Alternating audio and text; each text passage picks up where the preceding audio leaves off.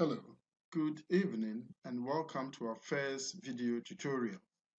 Tonight we're going to talk about computer network models, and this is the first of a two-series video. Let's set the ball rolling then. Computer network model are layers in which any data that you send to the internet from one machine to another goes through from source to destination. And I want us to touch on two main models. The first one is the Open System Interconnect, which we are going to talk about in this video, and the other one is the TCP/IP, or the Internet model. This OSI model is based on computer networks and the Internet. Now, before we go on to the OSI model itself is called the Open System Interconnect, and the organization that designed this Open System Interconnect is the International Organization for Standardization.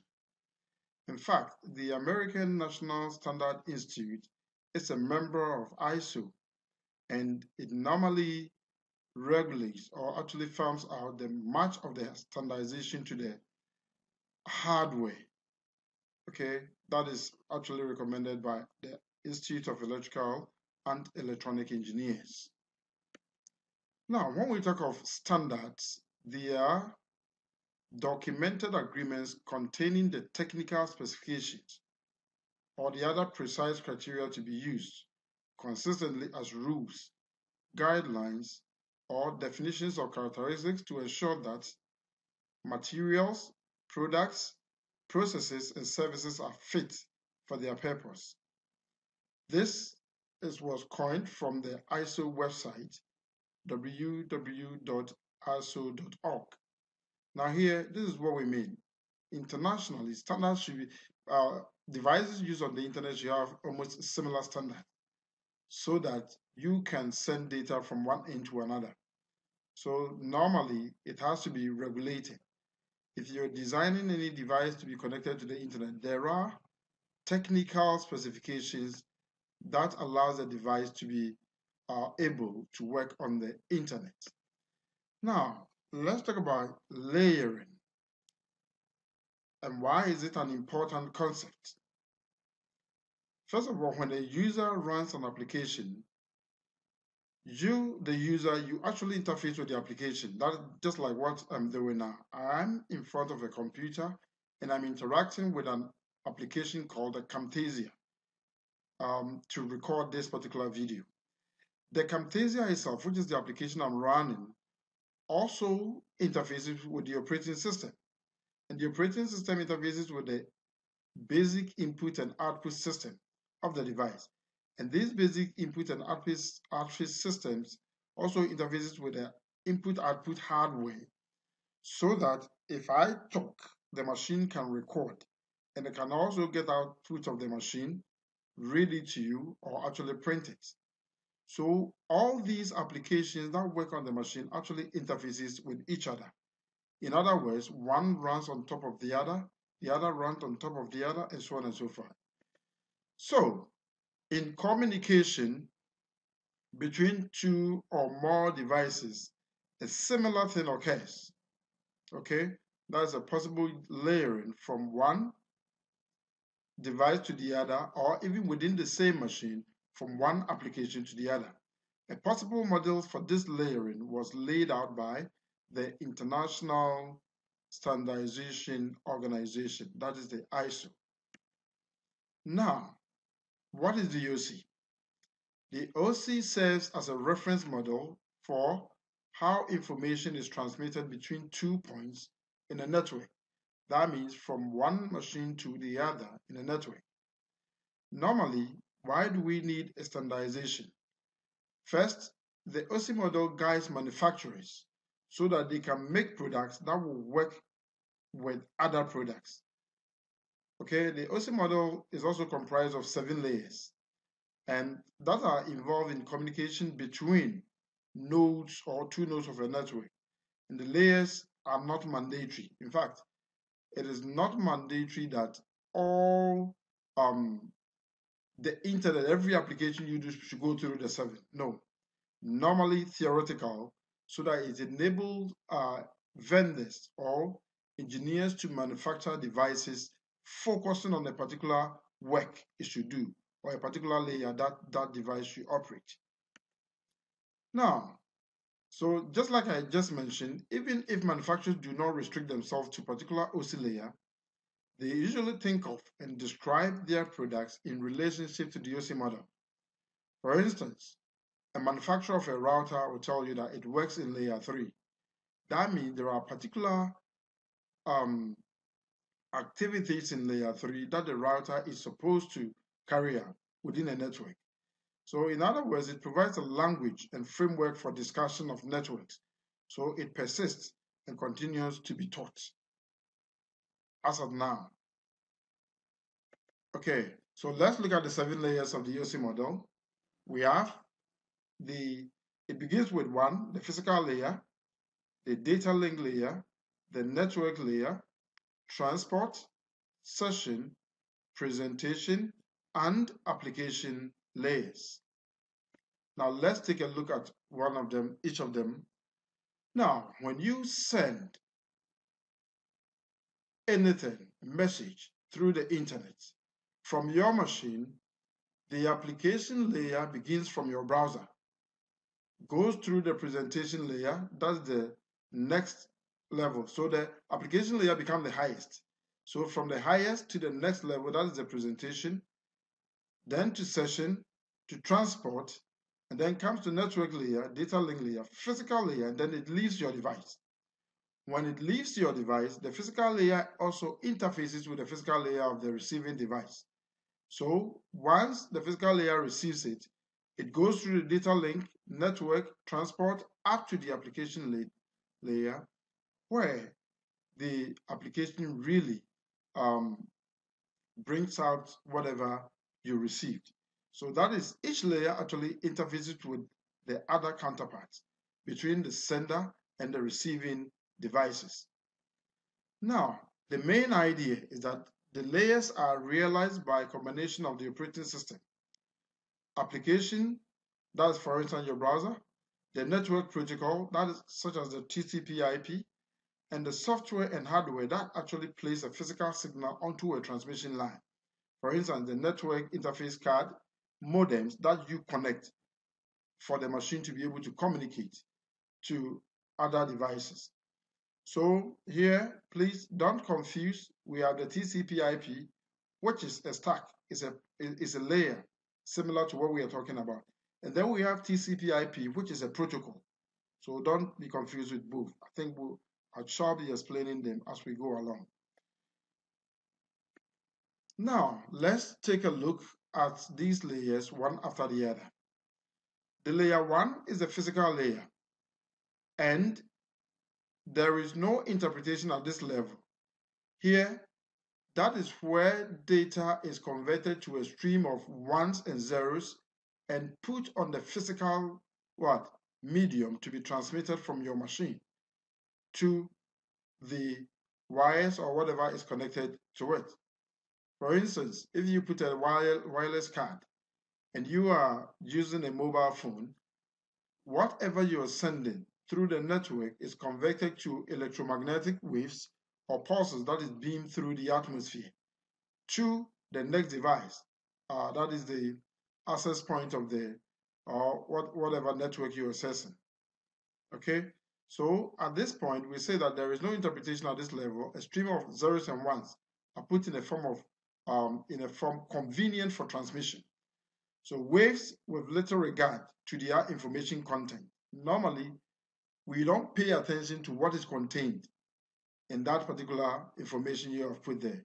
All that we require is that they are either electromagnetic signals or electrical pulses that are being sent from your machine.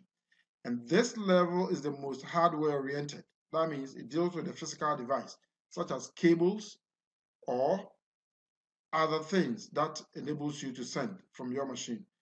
So it includes specification about the network interface card speeds, types and length of cables you use, voltage characteristics, that's the range, level, or edge, and a whole host of other things that are physical in nature. Now, the physical layer involves protocols for actual transmission, such as Ethernet, we shall talk about the Ethernet technology very soon. We have the FDDI, that is a fiber distributed data interface. We have the RS232, and then the ATM. ATM here is not the ATM you use to withdraw money with the banks. It is called asynchronous transfer mode. And these protocols also involve in the interface with the next higher layer, that is the data link layer. So Ethernet, that is the main technology used on LANs, machines connected physically to each other through cables, either fiber optic cables or twisted pair cables or wireless medium. Okay, so let's look at the layer 2. At this layer, we consider bytes. 8 bytes, 8 bits forms a byte. So one examines some of the information content of the signal, at least the address. Here we are talking about the physical address and some of the error detections or detection sequencing. Recall that if you remember when we'll talk about devices, but we said that bridges operate at the layer 2. And what bridge does is that it knows where a packet is headed, meaning it has a particular address to which the data is being sent to. They know whether or not it has been involved in collision. That means whether the sequencing is correct or not. Bit stuffing occurs at this time, or at this level. So here, there is error checks. The data, the system is able to check for errors and know the physical address for which that data is intended or headed to. Now, the data packets are encoded and decoded into bits. It directs packets and handles errors from the physical layer, if there is any, in the physical layer. And it handles what we call synchronization or the timing. For instance, what is the rate of transmission of that particular data? It must know where one bit ends, not meaning if the data is being sent is converted to bits, but where does a bit ends and when is the next bit begins. So it must know where one byte ends and the next byte also begins. So it means that the data is somehow fragmented. Now, under the data link consists of 2 layers. The first we call the medium access control layer, and then the other is called the logical link control. So the medium access control sublayer takes the signal from or puts the signal onto the transmission line, and that is where it touches the physical layer. The logical link control starts to interpret the signal as data and includes timing or synchronization and then checks error. It also connects because it now has a logical address. That's the physical address of the data. And therefore, it is able to direct where the data is going. Now, from the logical link control, the data is put in the next layer, which is the network layer. At the network layer, a device called router acts in this layer. That means the data is moving from your network to another. One of the main functions of the layer is routing. So you store and forward are network layer functions. That means either the data is stored and forwarded. We have various routing techniques, which we're going to talk about. So in a connection-oriented scheme, that is where dedicated line is established before the data is sent. The virtual circuit is established at the network layer. Meaning, when we say virtual circuit, that's the actual link where data is sent, is established. Okay, that means connection is established between 2 devices and the data is sent through that particular channel. So routing table is built here, troubleshooting the routing tables when there is a lot of traffic or if a connection goes down. And then the network layer also gathers related packets, that is packet sequencing. So here, you see at the data link layer, physical layer, we were talking about bits. And then in the data link layer, we talked about what? Bytes. And then at this point, we're talking about packets, meaning the data is actually grouped into packets at the third layer. And then the packets are sent. But the packets are not just sent, they are sequenced, meaning each packet is given a particular code or number to show its position at the fragmentation level. That means when the data is divided into packets, how do I know that this packet comes before the other or otherwise? So that is exactly what happens at the network layer. Now, from the network layer, the data traverses to the transport layer.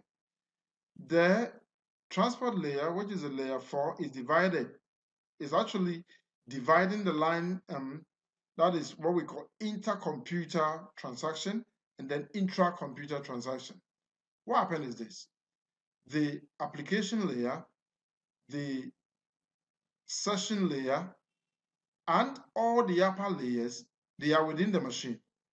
From the fourth layer going, you see that they are not within your machine. They are now leaving your machine. That's what we call it intra-computer. Okay, so we have intercomputer and then intra-computer transactions. So layer 4 manages end-to-end verification. End-to-end meaning the source and the destination verification. So the lower layer makes a best effort, but if the data is lost, so be it. So layer 4 must ensure that the information was received intact, so that at the layer 4 level, if you're sending data, it must make sure that no data is lost. Data that is not sent is retransmitted. It checks for errors. Okay, the transfer should be transparent. That means when we say transparent, it's not seen by the one transferring it. And the higher layers do not know the data came from another computer. It doesn't see it. All that it knows is that it has received data and is working on it. So the layer 4 uses what we call either connection-oriented and other transmission control protocol, or connectionless, which is the user datagram protocol. So connectionless transport layer does not establish connection with the receiving computer. And then the connection-oriented transport layer actually makes correction, that is connection, with the receiving computer. So we have, it also provides service point addressing. That's the transport layer header includes service point address, which is called the port address.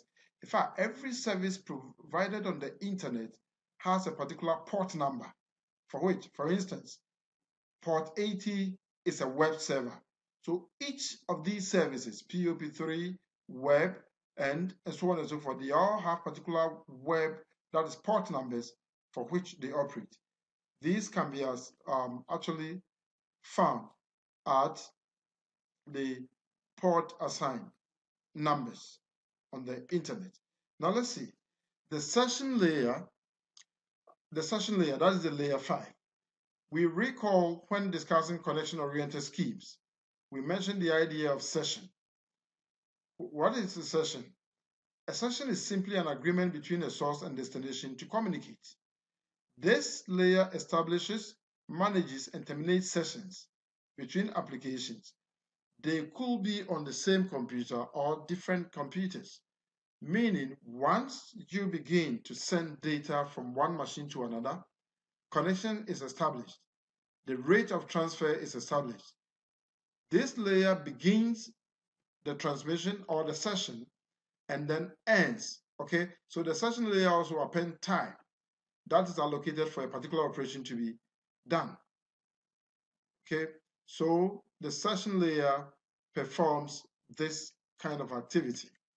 Now, the last layer, which is the presentation layer, provides independence from differences in data representation. Example, that is encryption by translating from application to network format and vice versa.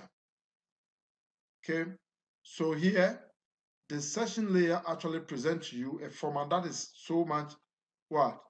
useful for the user. Okay, the presentation layer works to transform the data into a form that the application layer can accept. So if you are using a particular application to receive the data must be presented to the application layer in a form it understands and can interpret it to you. If not, it will receive it and you cannot read. For instance, if an encrypted data is given to you, you cannot read encrypted data. It must be converted back to the actual data which was sent so that you can make meaning of that data.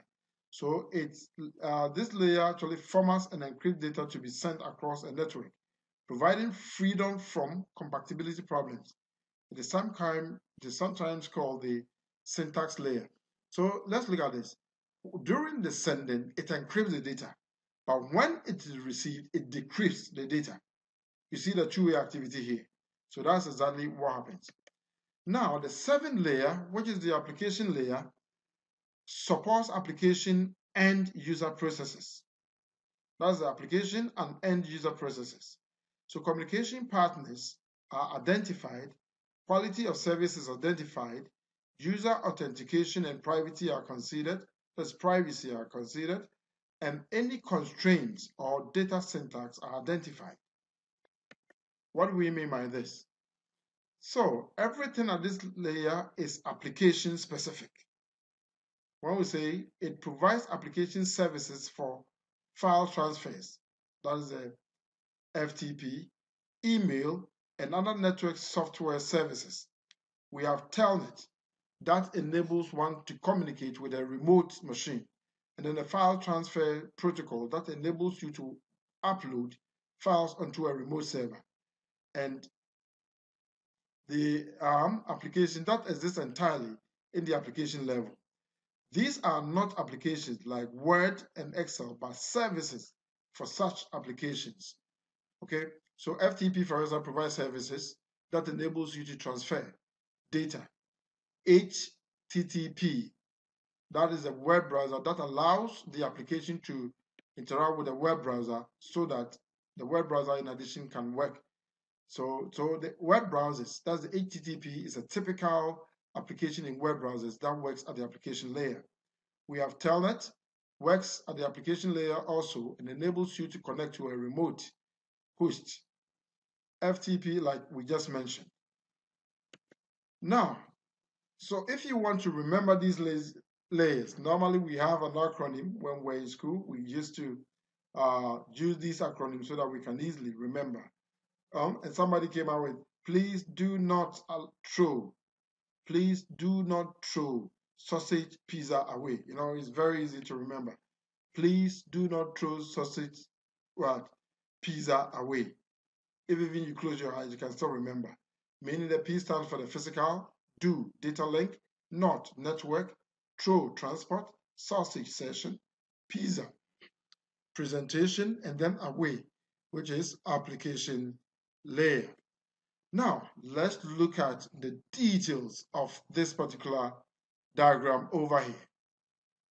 Take a look at the application layer, presentation layer, session layer, transport layer, network, data link, and physical. But let's look at something. At the application layer, we are looking at email, but the presentation layer within this is the POP, or the Simple Mail Transfer Protocol. At the session layer, we have POP, that is /25. It works at port 25. That's the meaning. Okay, so at the session layer, port numbers are assigned, and this works at port 25.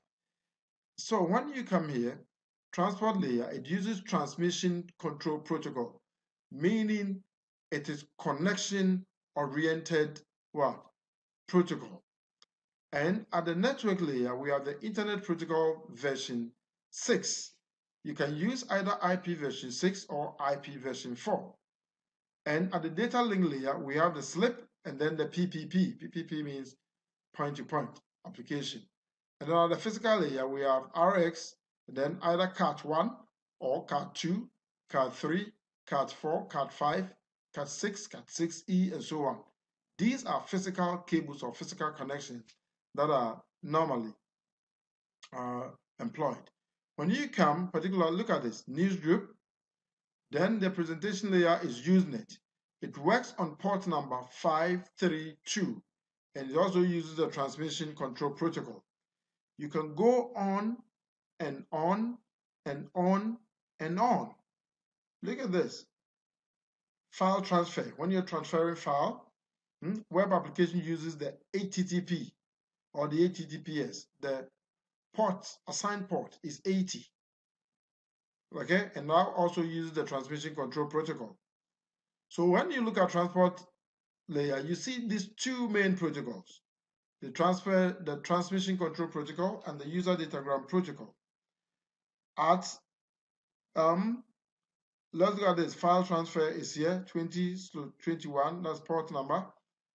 And then we have host. When you come to the physical layer, look, we have the ISDN, that's model, ADSL, ATM, FDDI, Cat1 to 5, and then coaxial cable connections. This could be television. Cat1 is for normal twisted pair. FDDI is fiber. ATM is wireless. Okay, and so on and so forth. So this diagram really explains how these layers interact and work together. Now, let's look at the OC model in real life. For example, TCP/IP is usually packaged with other internet programs as a suite of products that support communication over the internet. This suite includes first the FTP, Telnet. Currently we have SSH, sort of Telnet. The hypertext or the HTTP, email protocols, and sometimes others. Now, let's look at this. We are saying that though TCP fits well into the transport layer of the OC and IP into the network layer, the other programs fit rather loosely, but not neatly within a layer, into session, presentation, and application layers. Okay? So in real life, we use this model to learn, but it doesn't fit exactly and specific into these layers as we are describing them here. Let's also look at layer software. In order to communicate on a network, each computer must have software that passes packets from layer to layer. Each layer only communicates with its neighbors. The entire package of a software for moving through layers may be called a suite. So we have the TCP/IP suite. It's software that are arranged in layers, okay? Or another name is what? A stack. You know what a stack means? That means you arrange in certain layers, one on top of the other. Okay, so the most widely used communication stack is a TCP/IP. And like I said earlier, we need to differentiate this TCP/IP as a protocol suite, and then the TCP as a protocol used in the layer 4. Okay, good. So let's look at this, stacks and vendors. Now, Novell Corporation invented the netware. It's a special software that is built in the form of a suite that enables what? Data to be sent from one machine to the other, because it has a software that are packaged exactly like what? The network suite we're talking about. You know, if you take Microsoft, it's a suite. But it is different from what we are talking about, because that one, though it's a suite, but the packages of a Microsoft one layer do not run on top of the other, like we have in a network layer. But when you come here, for instance, Banyan Systems Corporation invented Vines, and these Vines is also a network suite. Application computer, Apple Computer, that is invented Apple Talk. We have Digital Equipment Corporation, that is DECnet, IBM, that's SNA, and we have so many other vendors also combined to form the TCP/IP suite. Now, let's look at network operating systems. Now, we know what operating system does, okay? Installed on the computer, and that's what enables you to work on the PC, providing user interface and the rest. But when we talk of network operating system, it includes, it's just like an operating system that we use, but it includes special features for connecting computers to a local area network. So we have Unix, Mac OS, and they all have network features built in. But when we say network operating system, we normally reserve for packages that add such features to a basic operating system. Currently, almost all the networks we are operating system we are using are network, because other packages are added that allows you to communicate on a network. So some popular network operating systems we knew for networking DOS or Windows system.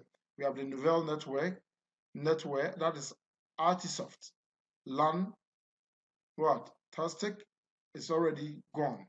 And Microsoft Line Manager. Here, there is no future updates. We have the Windows NT and then the Windows W2K.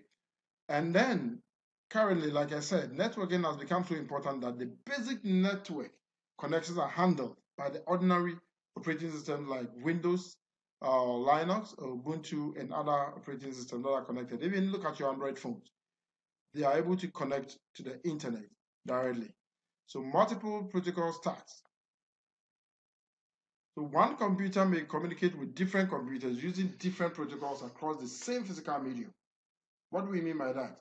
So the information that identifies which protocol is being used are contained within frames. Okay? So for the same medium, we're saying that one computer may communicate with different computers with different protocols on the same medium. How is that possible? Now let's go further. And we're saying that the information that identifies which protocol is being used is contained within the frames. What is a frame then? When we talk of a frame, that is it's like several packets put together.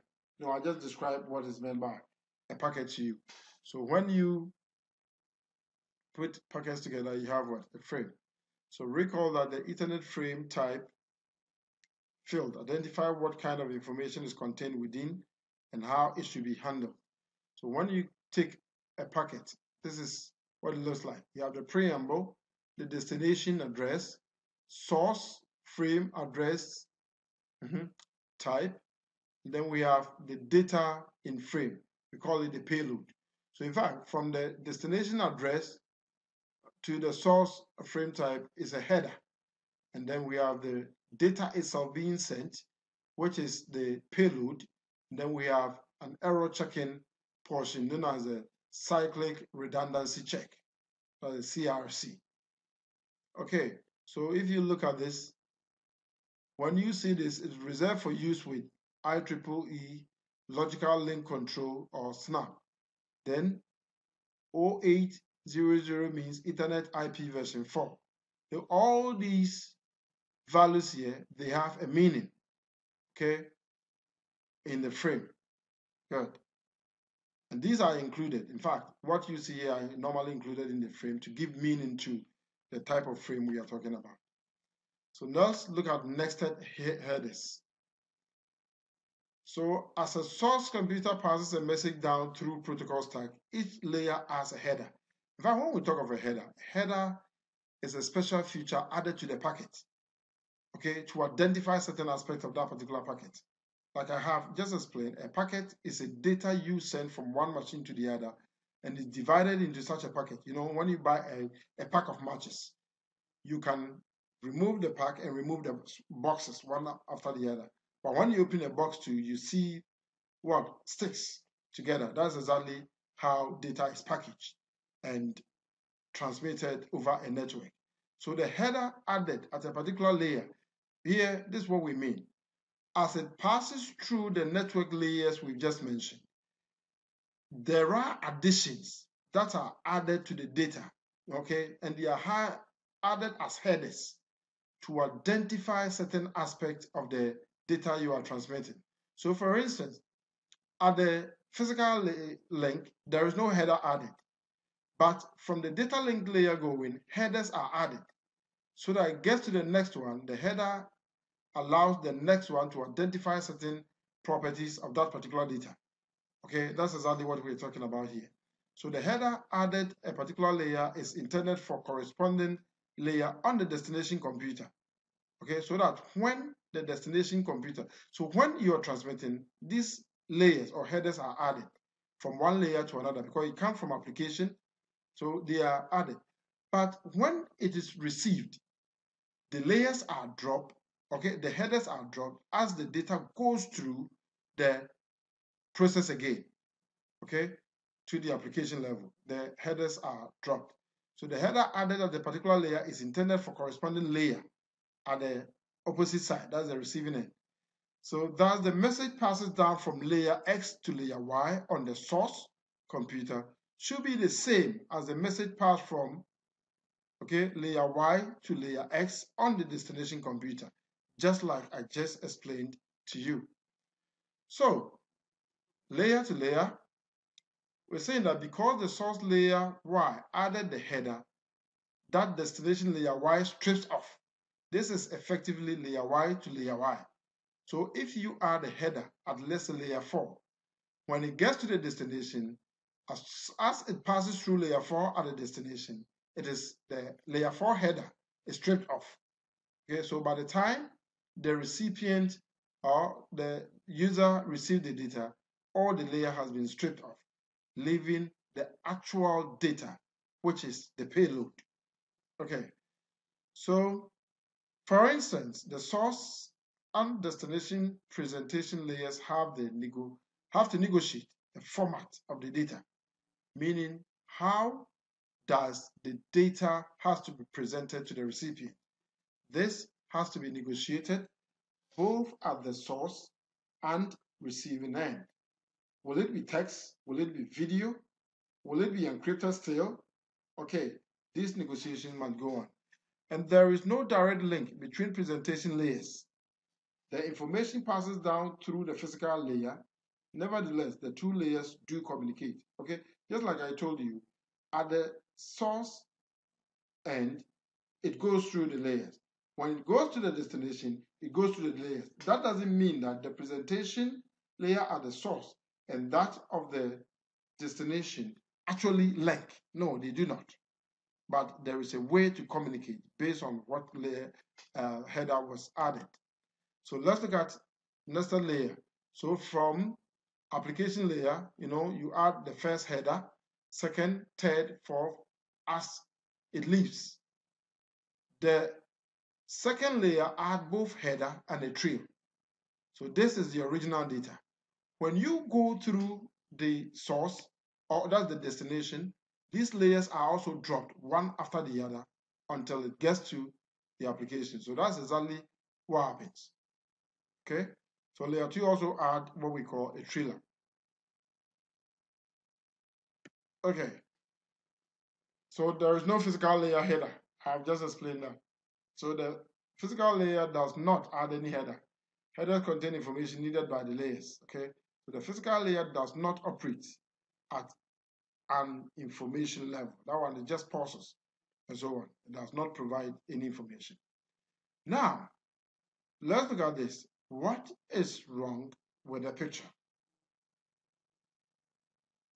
This is a transmission from data, goes through this, then put on the physical medium, and then come to the destination.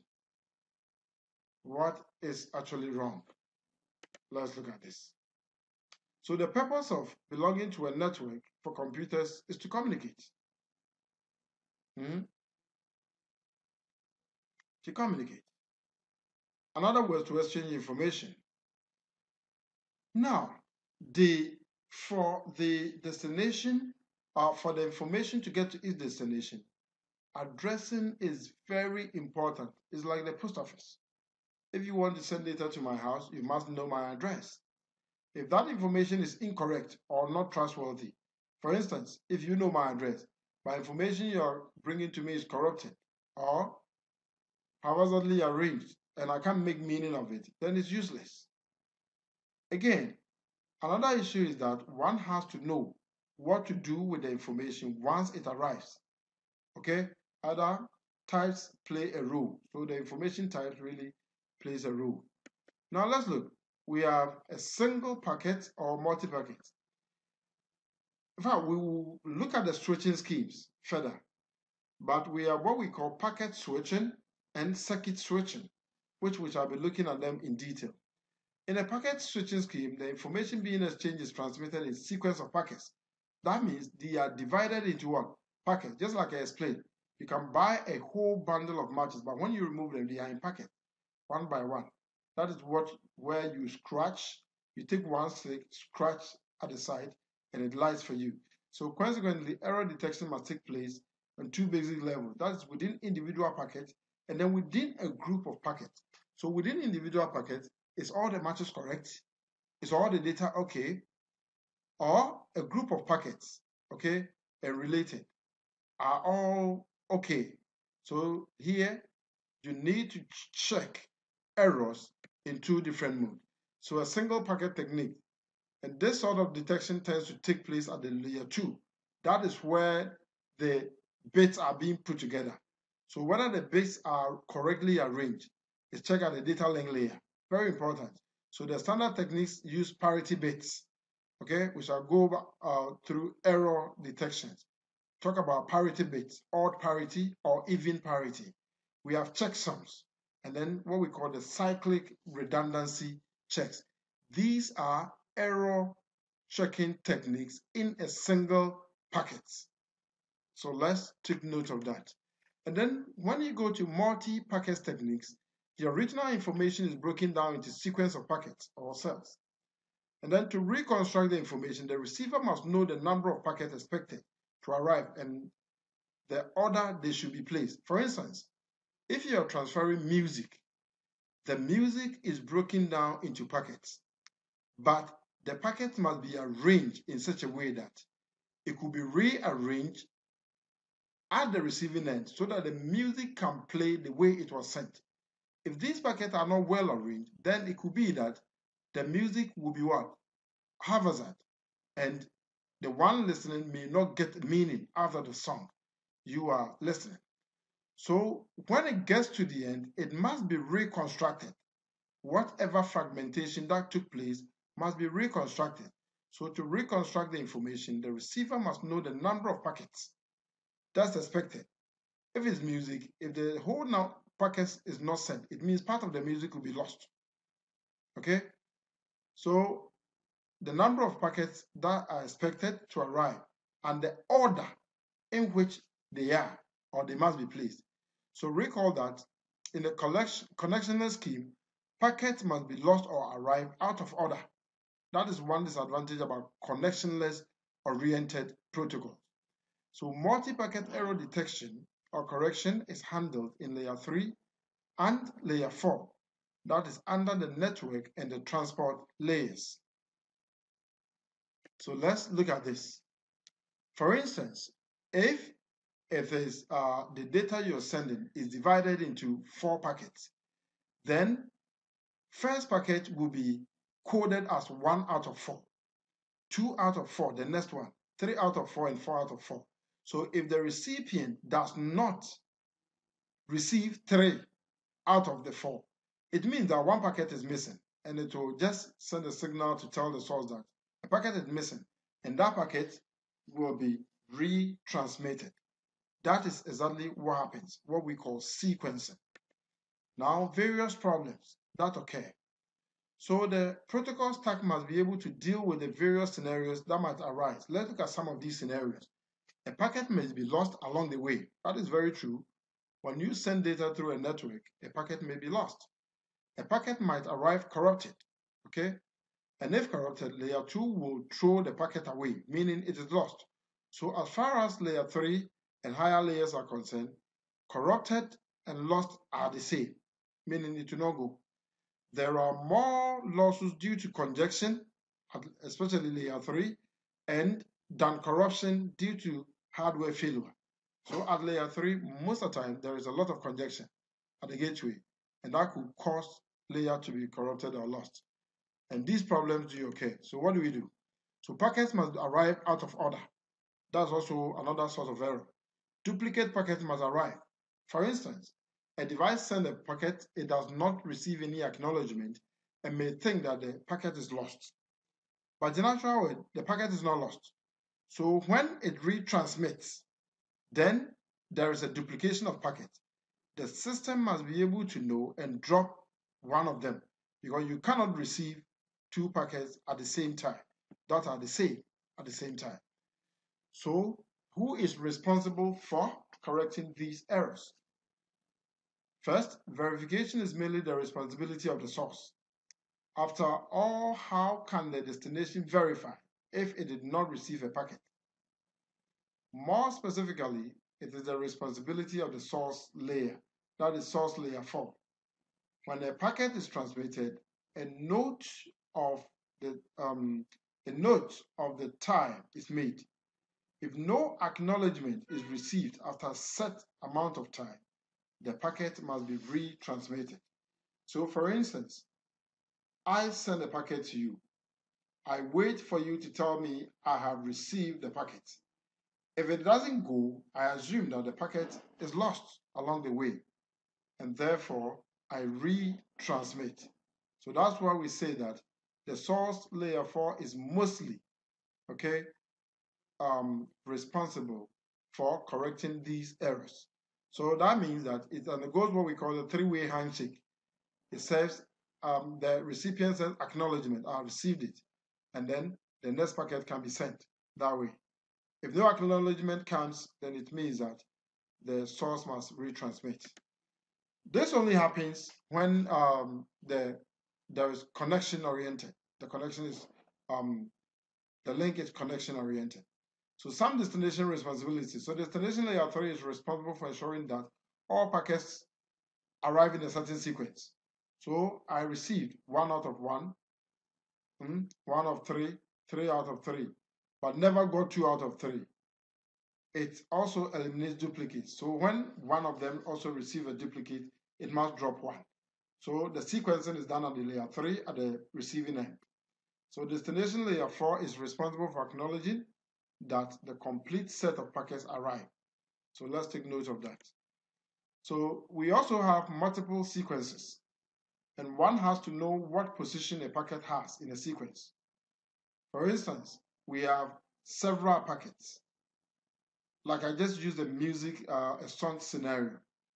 The song is divided into several packets and sent to the destination. The packets must be numbered. So one also has to know what sequence the packet belongs. Each communication will have a unique connection or section ID number. Let's look at this diagram. So transmission A, 1 out of 4. So A packets, 1 out of 4, 2 out of 4, 3, and so on. Then when you come to B, so you have packet A, packet B, packet C, and so on and so forth. But each of these packets are also consists of what? Fragmentation that consists of 1, 2, 3, and so on and so forth. So these sequences are done so that we can know exactly where a packet belongs to and be placed at the appropriate sequence at the destination. So here you can find a lot of references on these reference lists I have provided for you. We shall come with the second part of this particular topic, and I believe you understand. List your question, write down your questions, and then let me know when we meet in class. God bless you and stay put.